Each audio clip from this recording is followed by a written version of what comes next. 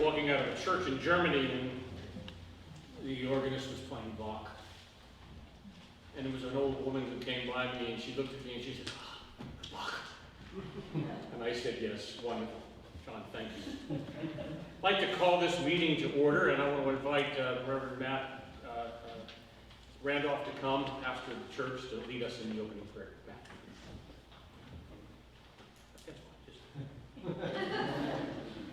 Let's pray. Gracious God, we again thank you for this beautiful day.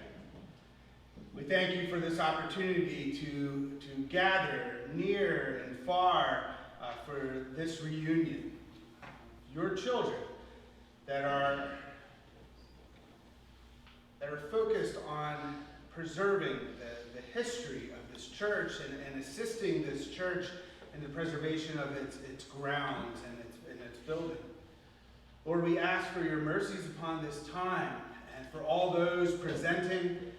We ask that you use this time for your purposes and that the business of this society may be done in good order. So we put this time into your hands, O God. We put ourselves into your hands. And we pray this all in your Son's most holy name. Amen.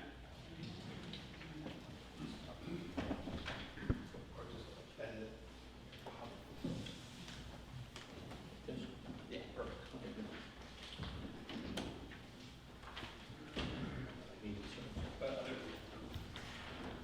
I want to take this moment to welcome each of you to the 109th reunion of the Donegal Society. Folks have been doing this for an awful long time, as a matter of fact, since 1909, missing a few years in between for all sorts of various things as we look back over our shoulders, or like the pandemic, which interrupted things for us, leaving its mark by saying we weren't able to have a reunion that year. But we are grateful to be gathered together in person today, and so I want to welcome all of you. And as Matt mentioned, yes, we've come from all sorts of different places, and I'm glad that we're here together in the room today. You'll be hearing more about what has been happening from the reports that are going to be given in just a moment.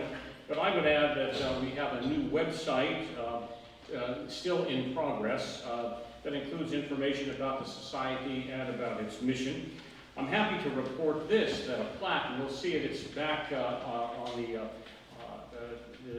history stand back there, that was dedicated to Martha Bladen Clark, who served as president of the society from June of 1912 to until her death in 1920, is finally going to be moved from its home, usually on the coat rack out in the breezeway, to a stone, and will be placed under the dogwood tree down along the sidewalk. So we're glad for that, and Portia, you'll maybe say a few more things about all that.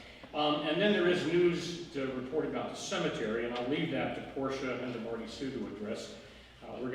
We've been looking for Colonel Lowry, so yeah, she'll mention that. And as always, we are hoping to increase the membership of the Society with the hope that we can continue to carry on the objectives that you can find printed in the program today. And certainly I would encourage any of you who know anyone who would be interested to please be in touch with us so that we can do that. You have minutes in front of you. Are there any additions or corrections that anyone has to the minutes of the 108th annual meeting of the Donegal Society?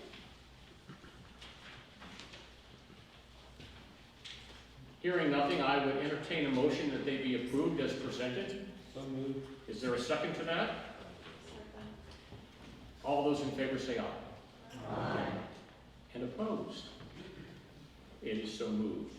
I want to turn now to Bruce Lippert, who's down here studying his reports, to give the treasurer's report. Bruce. Good morning, everyone. As tradition, we have the financial report as of the end of 22 and an investment trend summary at the end of 22. The first point, if you look at Donegal Societies, it's the second sheet in your handout, the 22 financial report. The focus, while we have 22 compared to 21, the second column from the left is 22 year end. And you can see we started the year with 9,400. and we spent $9,600 and a break even of $267, which is very, very positive because last year was a bold year. I was not here. I think I was when the babies being checked out for kidney stones when the reunion went on. But it was very successful, and we really had a great turnout with the combination with Phil, with Marlene, and Millerville and everything. It was a nice way to join Heritage Sunday with the Reunion Sunday. This year, for today, I think it has one of the better turnouts we've had in last year.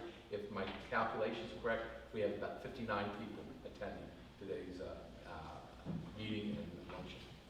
And I did include the 3-year trend for 22, 21, and 23's budget. And you can look at the footnotes there. And we're projecting $7,200 in income, $9,500 in expense, and a deficit of $2,300. We are a little bit ahead in income, and I think today, from some of the pies that we've had a little bit benefit, so I think that will narrow the deficit. So are there any questions on that, the budget? If not, I just quickly go over to the third sheet, which shows the investment trend as of last year, and all of our investments, and we had $428,000, it was down from $497. We're back up into we're not quite back to $497, but we're up around about $450 right now with the most recent funds. Two things I'd like to mention here. We have investments that we control there with Stiefel Company, but we are also the beneficiary, as is the church, for 1/3 income proceeds from what is called the Mary Cameron Trust. The way we look at it here, you can see it about the third line down, CDs, Donegal Society Trust, and Mary Cameron Trust, the $160 that was in last year. And then if you look down all the way to the very bottom number, it's the full trust of $481. So you can see the trends back at 2000, 2011 to 21. And you can see where it's held its own or improved. One number that we track in all forms of money, the society for the last 30 years has given down in the church in various forms, $326,000 to help with the grounds, with some of the buildings, some of the repairs, some of the walks and other things, and trees and grounds and system. So I think, and we've still maintained our monies there. So if those are the two numbers that I wanted to mention. We do have the endowment that we set up. I think when Mitch was president, we set that up.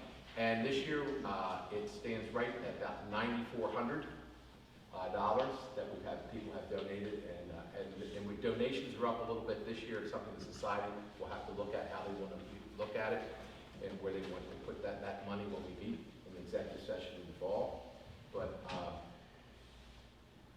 it's really a reflection. I think Larry, we suspended annual dues and in lieu of donations so that he did come back enough. So with that, that's my report, and I guess I would move that it be accepted. Is there a second? Any questions for Bruce? All in favor, say aye. Aye. Opposed? So moved. Mitch, do you want to say anything about the trees? I can briefly. Yes. If you haven't had a chance to walk around the grounds, it's a great opportunity to do it. If you had, you probably noticed that we've lost a number of trees over the past decade or so. And I guess they're aging out mostly. A lot of the trees in the grove are white oak, and they were planted over the past decades to honor former presidents of the Donegal Society. So we changed that tradition several years back, and if you had a chance to walk on the patio walkway down below Fellowship Hall that Larry alluded to, there's a new plaque there that describes the mission and the history of the society, and then a list of past presidents. And so that's how we are remembering past presidents now. Instead of planting trees, because when trees die, they cost a lot of money to take down. So yeah, that's our new thing. Good. Thank you. Portia, Marty Sue, historian's report. I guess Portia's going to do this. Marty Sue, you can raise your hand and say hello to everybody. Yeah. Portia did it all this time. Well, it's very exciting to come before this group and talk about 302 documented years of continuous worship in this building. Not many churches can say that. I was showing some people the things that have been here and been with us since prior to 1721. We're documented at 1721 because that's when it is recorded at the presbytery. But we know we existed before that because they wouldn't have assigned us a minister had we not had a church here first. The things that have been with us those years are the communion table. We're still preaching from the same pulpit. It used to be over there, and the door was on this side. But those things have been with us. It's always a moving experience to take communion from the communion set that Matt and Larry served from this morning. It dates back to the late 1600s and the early 1700s. We may not have a lot of records, but we have things. And it's just so impacting when you think about it. For 321 years, people have been, or 302 years, people have been communing at this table. The historians are beginning to see a slight uptick in request for information. I think COVID is over. This spring, we have given 2 tours. One of them was really fun. We had the children here from the Children's Mennonite Choir in Lancaster, and they wanted to do something educational while they were here. So we brought them on the tour. The kids had such great questions. It was really exciting. We had about 30. We had some other people who joined in, but that was fun. We haven't done that for a while. As Larry said, the request was made. It's been approved to place a plaque in honor of Martha Bladen Clark, who was the first president of the Donegal Society. Again, go back to 1909. They were on the cutting edge. There weren't many women leading groups like that at that time. So Martha Bladen Clark was the first president. She was, once she served until her death after she took the office. So she was responsible for. I said, I'm not doing that.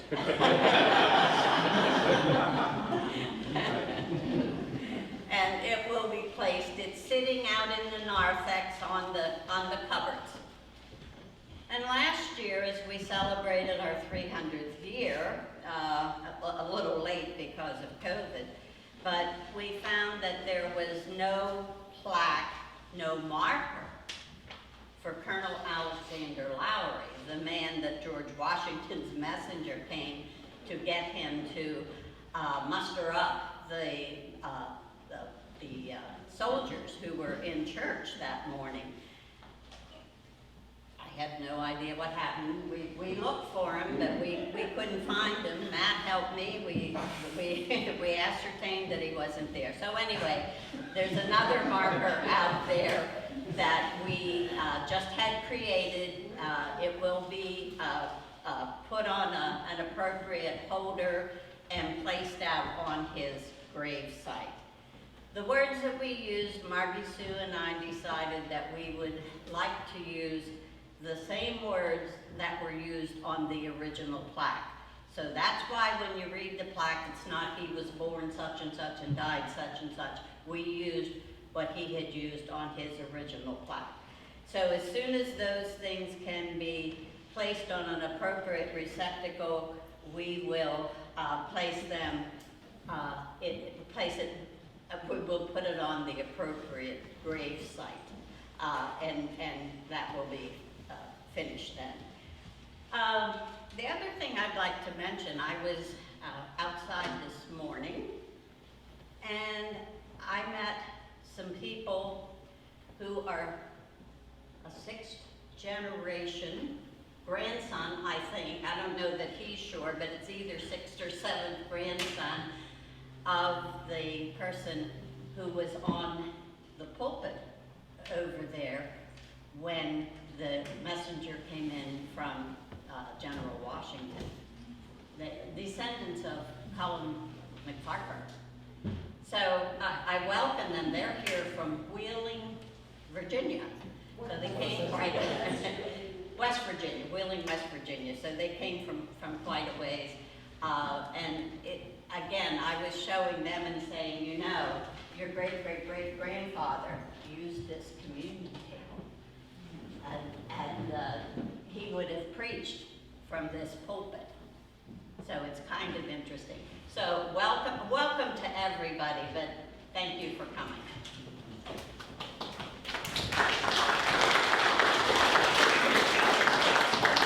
Thank you, Portia, for your tireless work. And interestingly enough, our friends from Wheeling, we discovered that my best friend and he went to the 4th grade together. You don't want to spell Mississippi, do you? No, I can't. You can't. His best friend was very, very bright, and I have not seen his best friend Gary Pell since 4th grade. Yeah. But I remember Gary was very frustrated with me because I couldn't spell Mississippi, and he could. So he tried his hardest to teach me how to do it, but in traditional West Virginia mode, I refused to learn anything. MISSISSIPPI. You are a friend of Gary's. It is a small world. Well, to move on now to a moment that I've been waiting for a while, the nominating committee report. Lisa.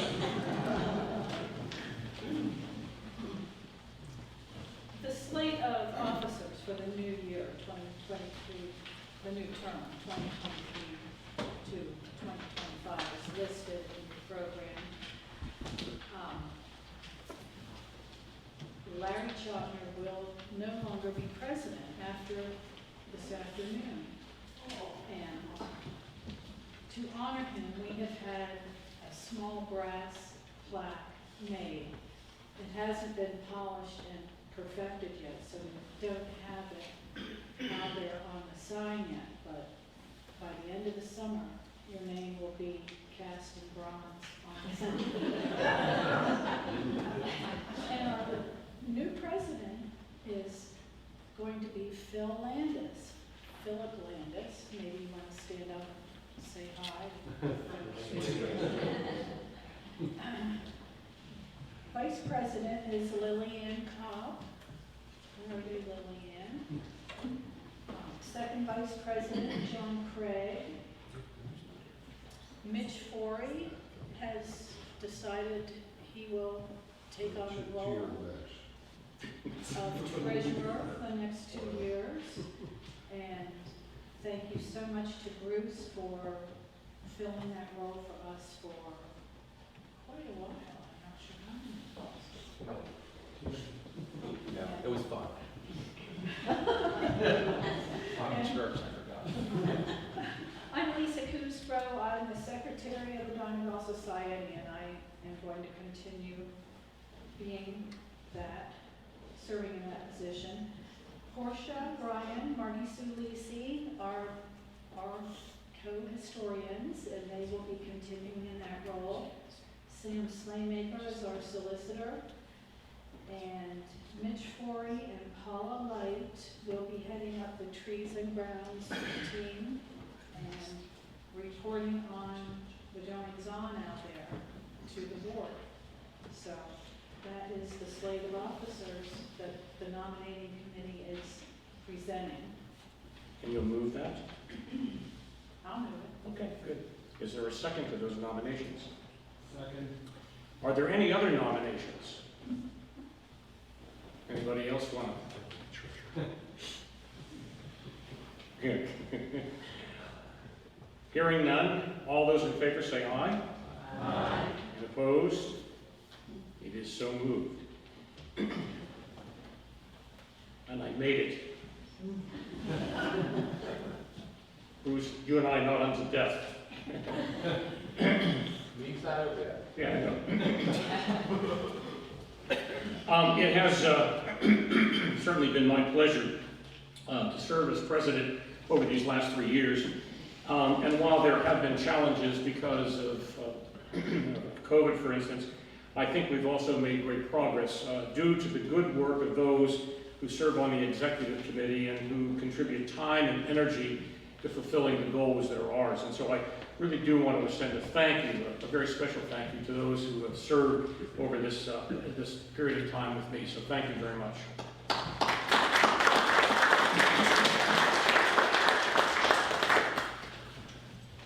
I now want to ask Debbie Ronning to come, and she's prepared a very special musical interlude for us before we introduce our speaker today. And thank you for the invitation, Larry.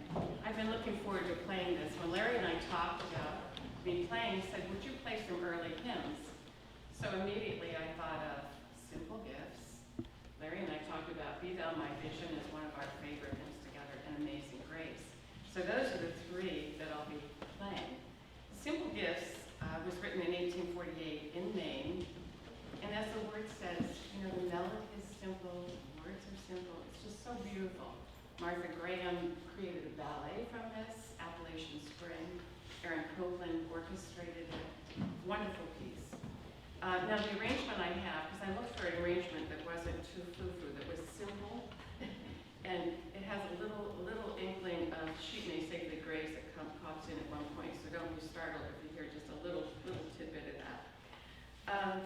Then Be Thou My Vision is a really early Christian hymn from Ireland, Irish origins, and it's really a prayer for protection. A prayer for protection, a shield of faith, a sword of the Spirit. And then Amazing Grace was written in 1779 by John Newton.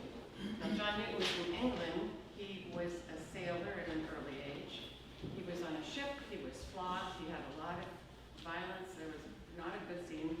He later on went on to own his own ship, and he had slaves. And at the end of his life, he wrote, there are two things I'll never forget.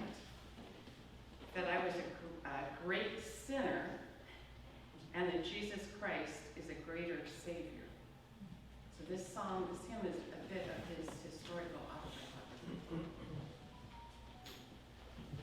So I'm going to get the iPad to take it up.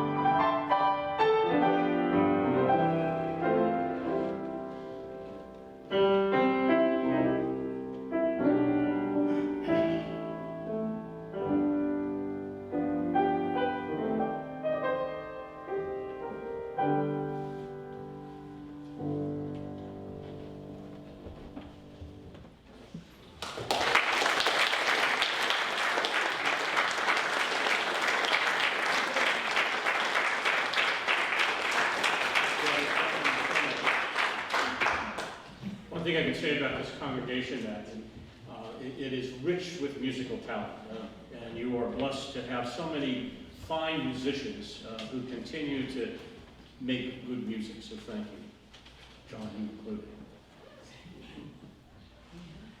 I now want to look to Lisa Kuzdo to come and introduce our speaker. Lisa.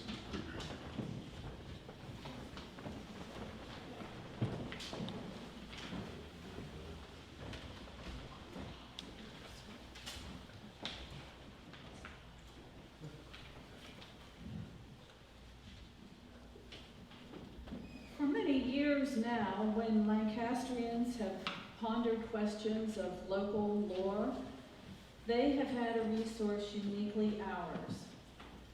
Before they were able to Google for answers, they have been able to scribble for answers. How many stymied conversations have been resolved by the statement, "We should ask the Scribbler"? Jack Brubaker has been Lancaster County's Scribbler now for over 40 years and has entertained and enlightened us with local history. He has answered questions that we have been wondering about, like, how did Stony Battery Road get its name? Many of these questions we didn't even realize we had until we read the Scribbler column and went, oh yeah, I've always wondered about that. The Scribbler column appears in our local newspaper each Sunday. Jack keeps us connected with input and feedback from all of the towns in the county. If he doesn't know the answer to something, he knows a guy who just might, and he goes out and tracks down the information, which often leads him down other paths of opportunity for more items of interest. My husband and I ran into Jack and Mrs. Scribbler while visiting the Scenes Along the Susquehanna exhibit at the Demuth Gallery last fall. And now, here he is, getting to know about the Donegal Society. Jack has also been busy writing books, which he will give you some information on, and you will have an opportunity to purchase an autographed copy of some of them after the program. I just threw that part in about the autograph.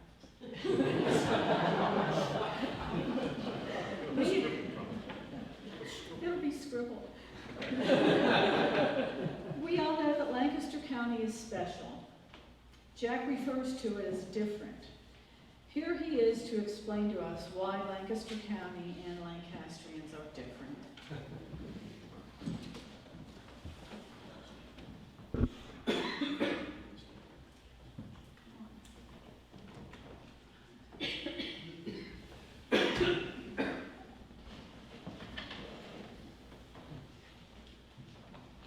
Well, great introduction, but I did not come prepared to speak about how Lancaster County is different. So there's a breakdown in communication there. I'll get to that in a minute. First of all, I want to say thank you, Larry, and thank you, Lisa. Thank you all for coming. Words are a very poor second when it comes to music. So I listened to the Bach and then the piano medley, and I thought, how am I going to follow that? Especially when I have a different talk to give than the one that was expected. I'm thrilled to be here. I've never been inside this church. I've admired the grounds for many years, and I hadn't really focused on how old you were. 302 years. What a history. What I am going to talk about is, to a degree, what makes Lancaster different from any other place. I'm going to tell you 9 stories, 9 anecdotes about Lancaster people and places.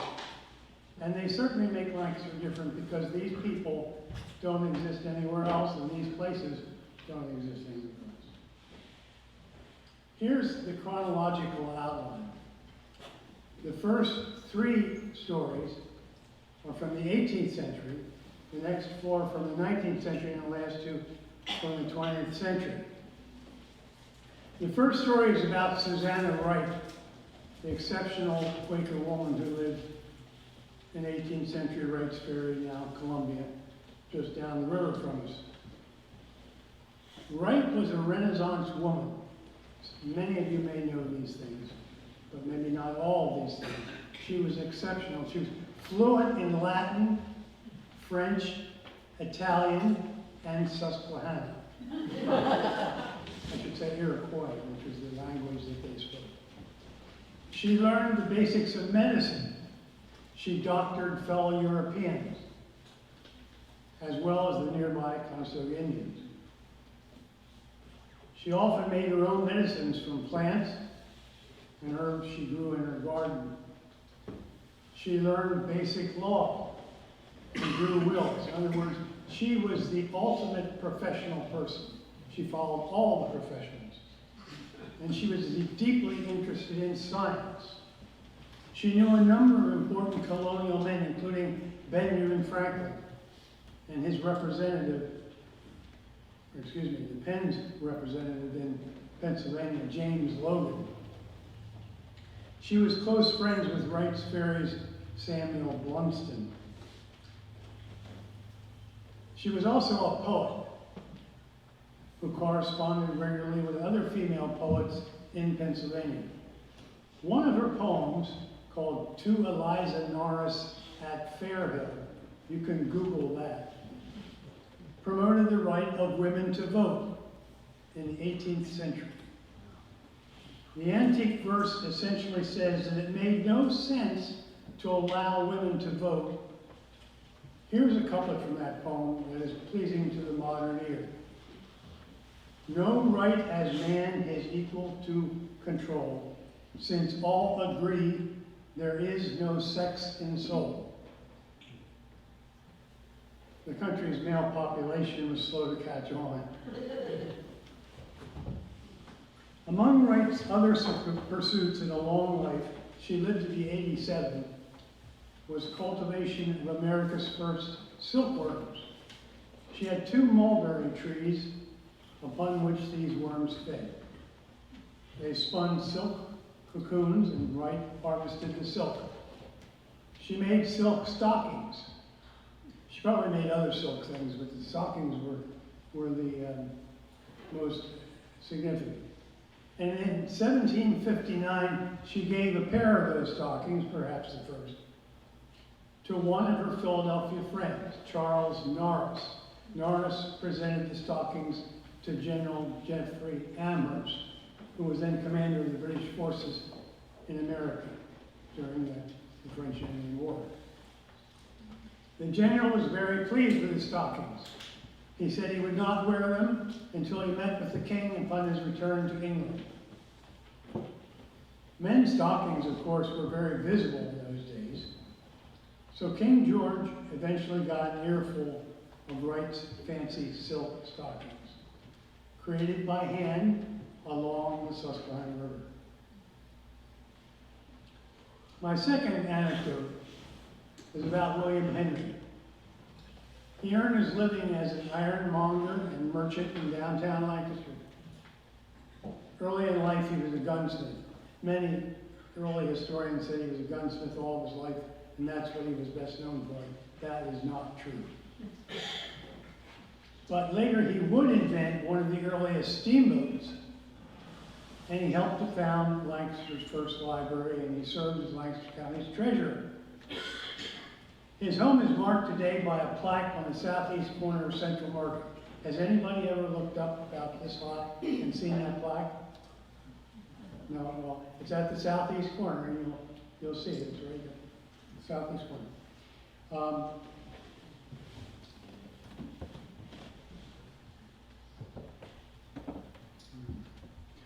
He drew many American patriots to his house because he was so well known among Lancastrians and Pennsylvanians. And one of them was David Rittenhouse, treasurer for the Commonwealth of Pennsylvania. David Rittenhouse stayed there, and so did Thomas Paine. How many of you know about Thomas Paine? Oh, that's good. I sometimes think he's one of the forgotten founders. He wrote the 5th essay in the American Crisis series in Henry's house. While Paine was at work, he drank alcohol late into the night and slept late into the morning or early afternoon. Henry's wife, Anne Wood Henry, found him disgusting. William and Anne had married in 1756. And this is the story that has come down to us about how William chose his bride. It may be apocryphal, it sounds apocryphal, but it makes a good story. One day, Henry's widowed sister held a tea and invited 3 eligible women. Henry supposedly placed a broom in their way as they came in the door. One stepped over the broom, another walked around the broom, and would pick up the broom and put it in its proper place. "That's the woman for me," said Henry. Little story. After Henry died in 1786, Anne assumed his duties as county treasurer. She was good at the job and was appointed to serve for several additional terms. She apparently was not only the woman for William Henry, but for Lancaster County as well. The third anecdote is a short one. Winters used to be colder than they are now. We all know that. It was really cold in the winter of 1779-80, near the end of the Revolution. It was so cold that folks walked from Manhattan to Staten Island on the ice in New York Harbor. You remember that? It was so cold that the entire Chesapeake Bay froze over, while ice piled up high, 20 feet high along its shores. The Susquehanna froze from its York County sources the whole way, it's New York sources. How many of you have been to Cooperstown? How many of you have seen the Susquehanna source? Yeah, good. Good travelers. Well, it froze from up there, coming out of Lake Otsego, much of which froze too, the whole way down to the Chesapeake, part of which froze too. But one crack in that ice appeared and caused a tragedy in Lancaster County. In early February of 1780, a young British soldier living in Lancaster wrote in his diary that 40 people crossing the Susquehanna in sleighs, being on return from a wedding, the ice broke and 6 and 30 were drowned. Amongst the unfortunates, the newly married couple. The disaster occurred at Wright's Ferry 4 years before Susanna Wright's death. Now imagine the sensation this accident on the Susquehanna must have caused in a relatively small community. The entire East Coast is covered with ice, but a hole opens in the river, swallowing a bride and groom and all their best buddies. It's difficult to imagine a greater catastrophe. Excuse me, I had a minor catastrophe 2 days ago. I walked outside for too long in the smoky air and lost my voice. I got it back yesterday, unfortunately for you, so I'm here talking. I have a personal connection with the next story. My great-grandfather's second wife was Marianna Gibbons Brubaker. The 3 generations of the Gibbons family that preceded Marianna ran an underground railroad station just north of Bird in Hand on what became the Brubaker Brothers Duck Farm. That's where I grew up. Those 3 generations operated the station from the late 18th century until the Civil War. The middle pair of the 3 generations, Daniel and Hannah Gibbons, are the ones I want to talk about. The Gibbonses were devout Quakers dedicated to moving as many enslaved Africans seeking freedom as possible. Many of these people came up from Maryland or over from Columbia and headed for Philadelphia and then farther north for freedom. In his history of the Underground Railroad, R.C. Smedley said that processing the fugitives worked this way for Daniel and Hannah Gibbons, quote, "When a tap was heard on the window at night, all the family knew what it meant. The fugitives were taken to the barn and in the morning were brought to the house separately, and each one was asked his name, the age, the name of his master, what name he proposed to take, as Daniel gave them all new names, and from what part of the country he came. These questions, with the answers to each, were recorded in a book which gradually swelled to quite a large volume, unquote. Now, Daniel Gibbons assisted fugitive slaves from his early 20s until his death in 1853, a period of 56 years. He estimated that altogether during that time, he had processed more than 1,000 people. He recorded most of the names of these individuals in the volume that Smedley described. But after the passage of the Fugitive Slave Act in 1850, Daniel burned the pages containing the names in that book to keep slave hunters from finding it and pursuing hundreds of fugitives who were then living as free men and women in the North. He also burned it to protect him and his family from penalties, major penalties, for aiding their passage. And sometimes I daydream that Daniel Gibbons actually did not burn that book, but just hid it somewhere underground, where someone eventually will find it and then go on searching for the fugitive descendants to gather their family stories. Wouldn't that make a book? Fifth anecdote. During his final illness in 1868, a friend visited Thaddeus Stevens, Lancaster's U.S. representative. "Thad, you look well," said the friend. "Your appearance is good." "Ah, John," Stevens replied, "it's not my appearance, but my disappearance that troubles me." Stevens, who was known for his work, died on August 11, 1868. He had served as Lancaster County's Republican representative in Congress from 1849 to 1853, and again from 1859 until he died. And the myth that has extended well beyond his grave is that he was re-elected after he was placed in his casket.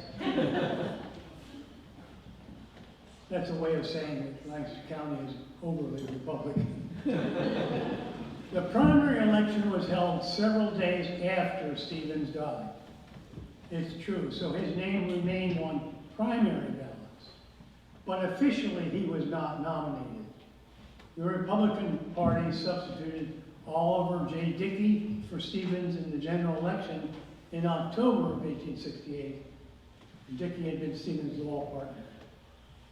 And he easily defeated the Democratic candidate. By the way, there's never been a Democratic candidate in Congress from this area. But during those days, during the days before the primary election, when Stevens' name was still on the ballot, the Democratic Lancaster Intelligencer journal, they hated Stevens. They loathed him. And they accused Republicans of running a corpse for Congress. And that sort of language tends to stick in the popular mind. And so we may be saddled with that particular falsehood forever. It's been repeated repeatedly. Anecdote 6. Stevens' contemporary Simon Cameron, now we're talking about, that way, right? Was, of course, a native of Maytown and later resided here. He is well known for many things, including being the butt of one of Stevens' witty and biting jokes. President Abraham Lincoln supposedly asked Stevens about the honesty of Cameron, Lincoln's first Secretary of War. Stevens replied that he did not think Cameron would steal a red-hot stove. Lincoln did not think much of Cameron either, and repeated this remark. Cameron naturally took offense. He demanded that Stevens retract the remark. "I apologize," Stevens told the president. "I said Cameron would not steal a red-hot stove. I withdraw that comment."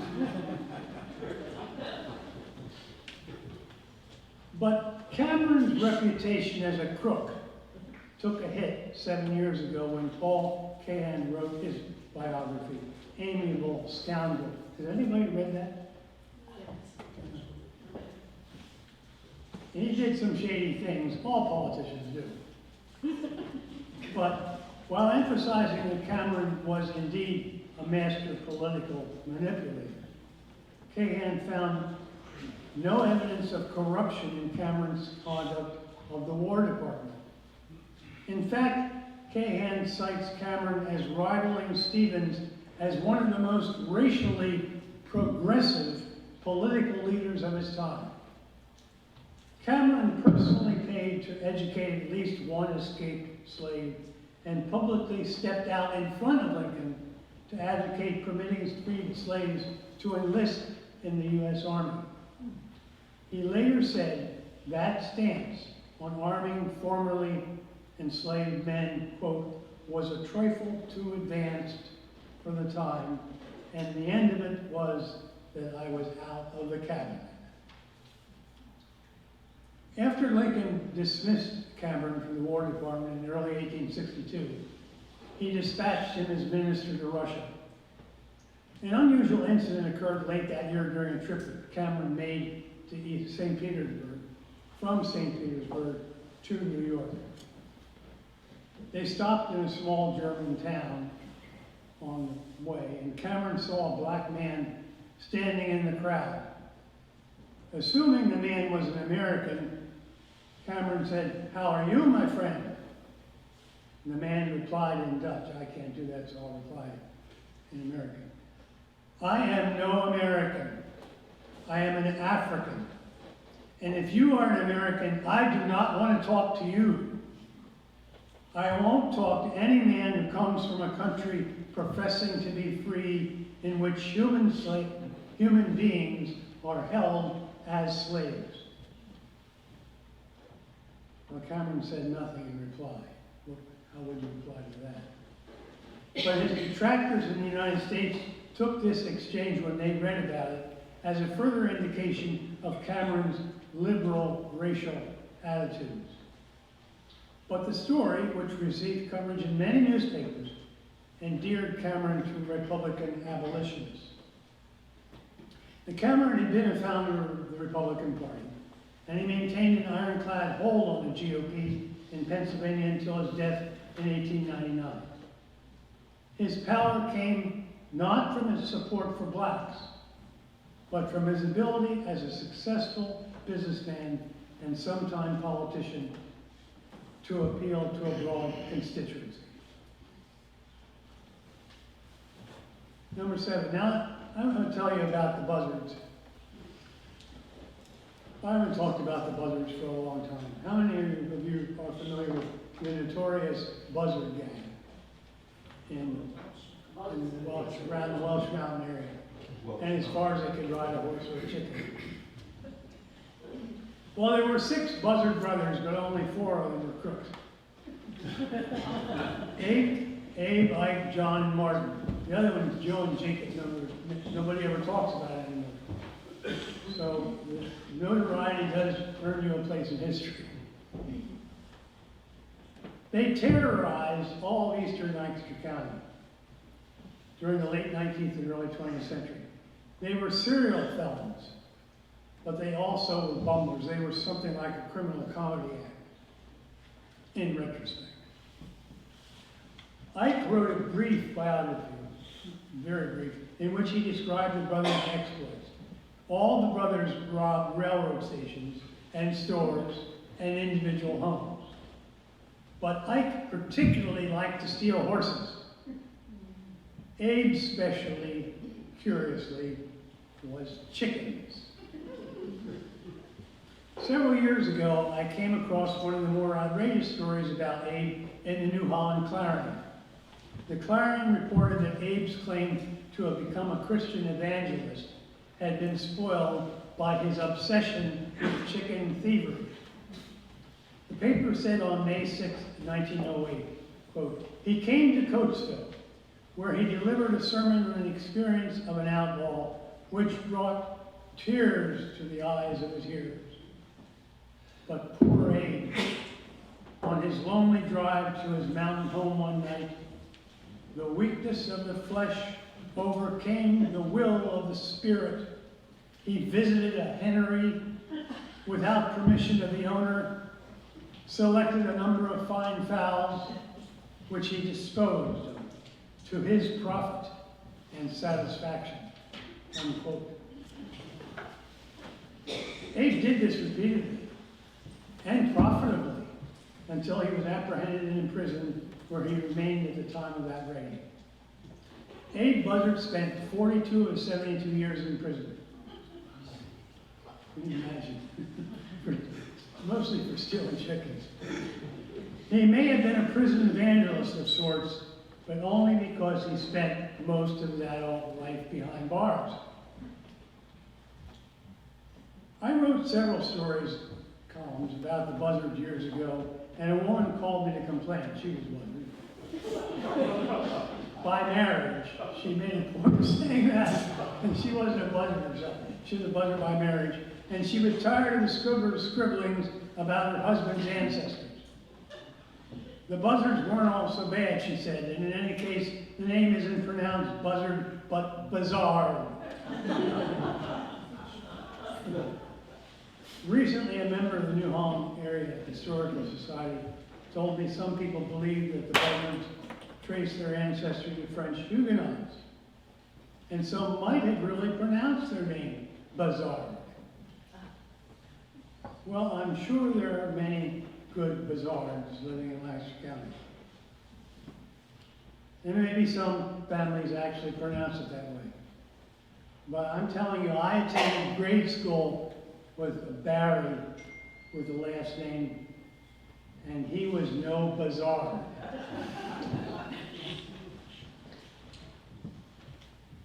Number 8, there are many stories about Lancaster during Prohibition. The best known concerns the hose that carried beer through a sewer from the enormous Riker Brewery in the 600 block of West King Street all the way down King to Water Street and up under Orange Street to a warehouse at 112 North Water Street. The beer ran through a heavy hose about 3 inches in diameter, about that size. When it reached its destination, the beer poured out into barrels, and trucks then took the suds to other taverns. And Rikers was off the hook, supposedly. Federal agents did raid Rikers Brewery in the autumn of 1931, and they found fewer barrels than they expected. They said the beer had disappeared. What happened? When they learned that the feds were on the way, brewery operators force-fed that hose into the sewer line and made the beer go away fast. But authorities kept on the beat and finally uncovered the operation in March of 1932. Then city workers had the unenviable task of hauling the beer hose out of the sewer. So how did the hose get down there in the first place? An old tale is that the brewers hired European midgets who specialized in sewer work and were known as sewer rats. They dropped down into the sewer and dragged the hose along the line. The late Lancaster County historian who taught in these parts, did any of you have Jack Luce as a teacher, or maybe a fellow teacher? He debunked that story half a century ago in a piece entitled "A History of Brewing in Lancaster County, Legal and Otherwise." He said the guys who put the hose in the sewer were human rats from New Jersey. Still, midgets in the sewer seems a bit like a corpse for Congress. Some of my casters are always going to believe that Thaddeus was elected to Congress after he died, and that some diminutive immigrants hauled that beer hose through the sewer line. The last anecdote. And then we'll get back to some music. I think we're all going to sing a hymn, is that right? We are. This area might look very different today if the U.S. Army had not done what it originally intended to do. How many of you know what I'm going to talk about? 1, 2. Good. The War Department planned to appropriate over 11,000 acres of fertile land in the Donegal area to build a TNT plant. Now more of this. This is a good story. All this land would have been different. This beautiful property and the one next door. Surveyors arrived in the region 2 weeks after the Japanese bombed Pearl Harbor. Army officers began checking out the possibility of building a railroad extension into the area from the main line of the Pennsylvania Railroad, which isn't that far. They called the plan, quote, the United States Army TNT project. This was well planned, fast. If that plan had gone forward, the witness tree in this church would have met the fate of practically everything else on that 11,520 acres in East Donegal, West Donegal, and Conoy townships. So today we might be sitting in a newer church facility on reclaimed land. Key to the failure of the Army's plan were the owners of 186 farms that would have been destroyed. These farmers, though supportive of the war effort, of course, believed less fertile land might be found elsewhere for this massive, massive project. In fact, most of the residents of the western end of the county opposed the project. H.N. Nisley chaired a legal delegation that protested the plan in Washington in January of 1942, still not long after Pearl Harbor. Nisley's ancestors were among the first settlers of the Donegal region, and he worked for the Union National Bank in Mount Joy. He said most of the farmers in the Donegal section were descendants of America's pioneers. He said they could not sleep at night because they feared loss of their land. And then he said, and I quote, you know, Donegal Church is in this section. That is one of the most historic places in the country. There is the witness tree, known throughout the land as a sacred spot in revolutionary history. It must not be destroyed, as Hitler destroyed cathedrals in Europe. Do you not understand? Unquote. Well, the Army did understand and found another site for the project. The witness tree was preserved until disease took it down half a century later. 186 farms were preserved, many to become officially preserved by the county or the Lancaster Farmland Trust in the 20th and 21st centuries. The site of Masonic homes, founded in 1871, was saved. And this church was preserved so that we could meet here on a sunny Sunday and consider these anecdotes of Lancaster's very storied past and unique past. Those are my 9 anecdotes. I hope they've been of some value, and I hope on your way out, if you don't buy a book and let me sign it for you, I hope you'll at least pause and look at them. One is a book of Scribbler columns that the History Press published in 2010. It's some of my favorite columns written up until that time. It's called Remembering Lancaster County. Another one is Massacre of the Conestogas, which is the only history of just the massacre in Lancaster County, not all the political stuff that went on afterwards in Philadelphia. And the third one is my latest book, published last year by McFarland Press, called Sons of East Tennessee, which has nothing to do with Lancaster County. I retired and I said, I'm going to write a book about something else. And I did. And so people can know how much interest in it, but you might want to look at the cover. So thank you very much.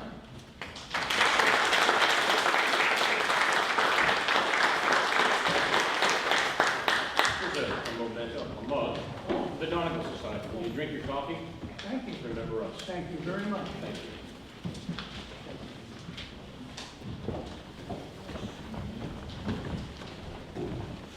I do want to extend thanks to Jack, to Debbie Ronning, to John Landis, to the Montgomery pie bakers, and I would remind you that dessert follows, which will be a piece of pie down in Fellowship Hall.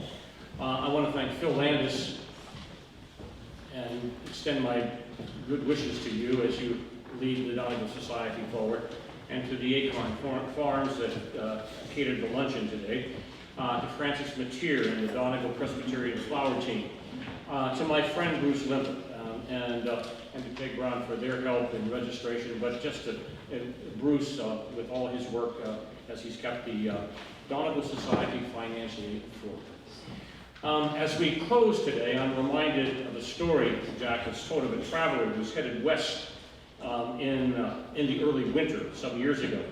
And he had walked all day, and as the sun was beginning to set, he came to a stream. This was out in western Pennsylvania. It was covered with ice. a nice story.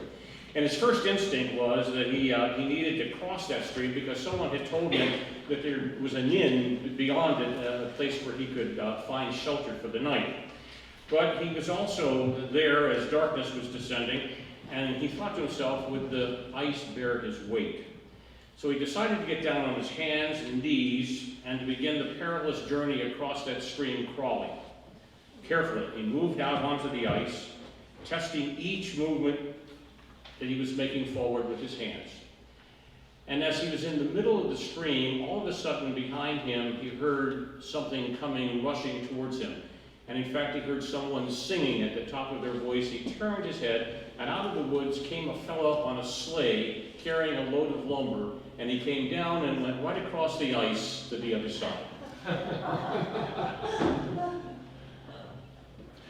He was a man on that sleigh who stood on the promise that the ice was thick and strong. A man who could stand on the promise that it would not only bear his weight, but the weight of the wagon itself. The hymn, Standing on the Promises, is an old hymn, was written by Russell Kelso Carter in 1886, who had a kind of unique history. You can Google him if you'd like. But it points us to stand firm, just as the people in this church did so many years ago, and as they are being called to do today, to trust the ice. The Donegal Society is here to help, to invite us all to stand on the promises of God. We're going to close with that hymn, number 818, Standing on the Promises. Let's stand and sing together. 838. 838, I'm sorry. Thank you.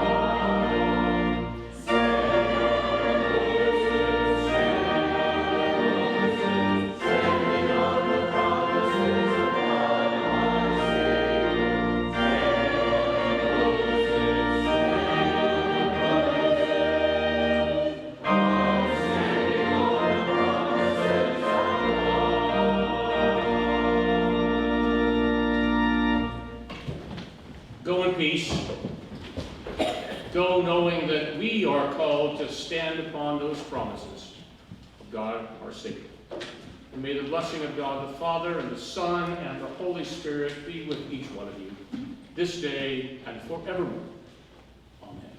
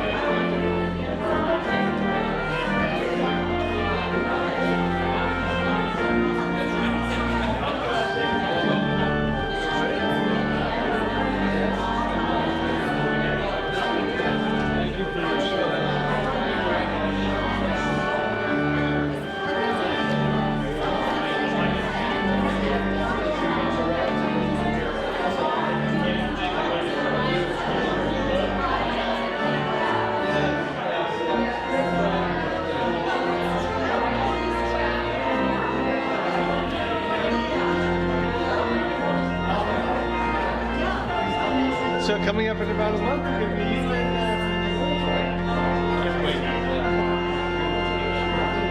and let's get to you guys. Yeah.